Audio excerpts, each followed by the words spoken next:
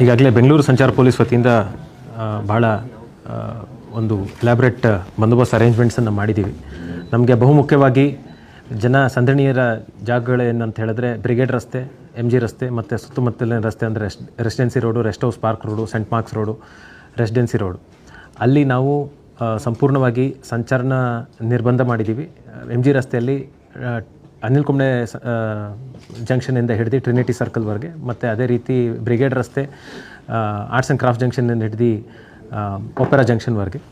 ಆಮೇಲೆ ಕೆಲವು ಕಡೆ ನೋ ಪಾರ್ಕಿಂಗನ್ನು ಮಾಡಿದ್ದೀವಿ, ಅದು MG ರಸ್ತೆ, Residency Road, Saint Mark's Road ಇತ್ಯಾದಿ ಕಡೆ. ಅದೇ ರೀತಿ 100 ಫೀಟ್ ರೋಡ್ ಇಂದಿರಾನಗರ ಅಲ್ಲಿ ಕೂಡ ನಾವು 12th ಮೇನು ಮತ್ತು 100 ಫೀಟ್ ರೋಡಲ್ಲಿ ನಾವು ಕೆಲವು ಪಾರ್ಕಿಂಗ್ ರೆಸ್ಟ್ರಿಕ್ಷನ್ಸನ್ನು ಮಾಡಿದ್ದೀವಿ. ಮಹದೇವಪುರ ಫಿನಿಕ್ಸ್ ಸಿಟಿ ಮಾಲ್ ಏನಿದೆ ಅಲ್ಲಿ ನಾವು ಪಾರ್ಕಿಂಗ್ ರೆಸ್ಟ್ರಿಕ್ಷನ್ಸ್ ಮಾಡಿದ್ದೀವಿ. ಕೋರಮಂಗಲದಲ್ಲಿ ನಮ್ಮ ಯುಕೋ ಬ್ಯಾಂಕ್ ಜಂಕ್ಷನ್ ಏನು ನೆಕ್ಸಸ್ ಮಾಲ್ ಇದೆ ಅಲ್ಲಿಂದ ಹಿಡಿದು ಕೋರಮಂಗಲ ಮೇನ್ ರೋಡಲ್ಲಿ ಸಂಚಾರ ನಿರ್ಬಂಧ ಇರುತ್ತೆ.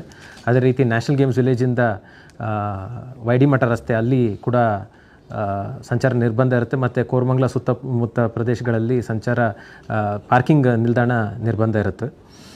ಆಮೇಲೆ ಮಾಲ್ ಆಫ್ ಏಷ್ಯಾ ಮತ್ತು ಒರಾಯನ್ ಮಾಲ್ ಇತ್ಯಾದಿ ಕಡೆ ಕೂಡ ಹಲವಾರು ಡೈವರ್ಷನ್ಸನ್ನು ಮಾಡಿದ್ದೀವಿ.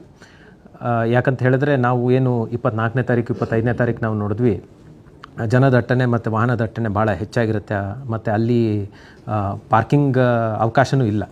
ಸೊ ಹಾಗಾಗಿ ಈ ನಿರ್ಬಂಧಗಳನ್ನು ಮಾಡಿದ್ದೀವಿ. ವಿಶೇಷವಾಗಿ ಎಲ್ಲ ಫ್ಲೈಓವರ್ಗಳು ಕೂಡ ಬಂದಾಗಿರುತ್ತೆ, ಯಾವುದೇ ಕೂಡ ಟ್ರಾಫಿಕ್ ಮೂವ್ಮೆಂಟ್ ಆಗೋದಿಲ್ಲ.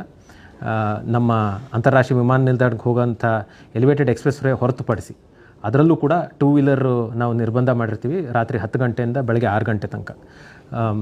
ಅದಲ್ಲದೆ ನಾವು ಈಗಾಗಲೇ ವೀಲಿಂಗ್ ಮೇಲೆ ಕಟ್ಟುನಿಟ್ಟಾದ ಕಾರ್ಯಾಚರಣೆಯನ್ನು ಮಾಡಿದ್ದೀವಿ. ಈ ವರ್ಷದಲ್ಲಿ ಸುಮಾರು 400ಕ್ಕಿಂತ ಹೆಚ್ಚು ಪ್ರಕರಣಗಳನ್ನು ದಾಖಲಿಸಿದ್ದೇವೆ. ಅದರಲ್ಲಿ ಸುಮಾರು 90 ಜನ ಮೈನರ್ಗಳೇ ಇದ್ದಾರೆ.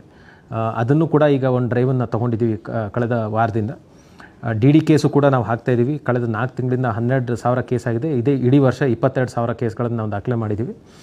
DD ಒಂದೇ ಅಲ್ಲ, ಈ ಮಾದಕ ದ್ರವ್ಯ ವಸ್ತುಗಳನ್ನು ಏನು ಸೇವನೆ ಮಾಡಿ ಓಡಿಸ್ತಾರೆ ಅಂಥವ್ರ ಮೇಲೂ ಕೂಡ ನಾವು ಕಟ್ಟುನಿಟ್ಟಾಗಿ ಕ್ರಮ ತೊಗೊಂಡಿದ್ದೀವಿ. ಅದಕ್ಕೆ ಬೇಕಾದಂಥ ಉಪಕರಣಗಳನ್ನು ಹೊಸದಾಗಿ ನಾವು ತೊಗೊಂಡಿದ್ದೀವಿ.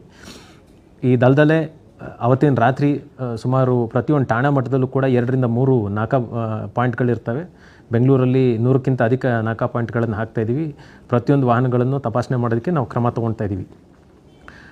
ಸೊ ಯಾರು ಕೂಡ ಈ ರೀತಿ ಮದ್ಯಪಾನ ಮಾಡಿ ಓಡಾಡಬಾರ್ದಂತ ನಮ್ಮ ಒಂದು ವಿನಮ್ರ ಮನವಿ. ಕೊನೆಯದಾಗಿ ಆಗಲೇ ನಾವು ಕ್ಯಾಬು, ಆಟೋ ಮತ್ತು ಇತ್ಯಾದಿಯವ್ರ ಜೊತೆ ಒಂದು ಮೀಟಿಂಗನ್ನು ಮಾಡಿ ಒಂದು ಸರ್ಜ್ ಪ್ರೈಸಿಂಗ್ ಬಗ್ಗೆ ಮತ್ತು ಎರಡನೇದಾಗಿ pickup and drop of point ಬಗ್ಗೆ ಅವರಿಗೆ ನಾವು ತಿಳುವಳಿಕೆಯನ್ನು ನೀಡಿದ್ದೀವಿ. ಈ ಇಂಪಾರ್ಟೆಂಟ್ ಏರಿಯಾಗಳಲ್ಲಿ